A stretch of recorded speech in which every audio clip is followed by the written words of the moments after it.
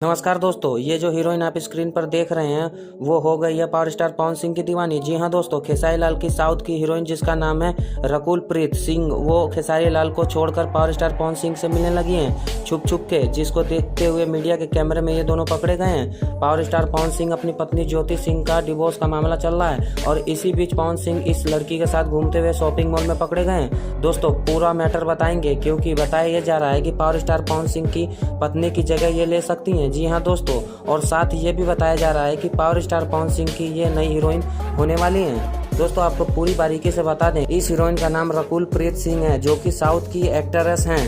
हाल ही में power star Pawan Singh के साथ काम करने की इच्छा जताई हुई है। दोस्तों इसकी फेमस पॉपुलैरिटी को देखते हुए कई पवन सिंह के फैंस ये कह रहे हैं कि इसे पवन सिंह के शादी कर लेना चाहिए।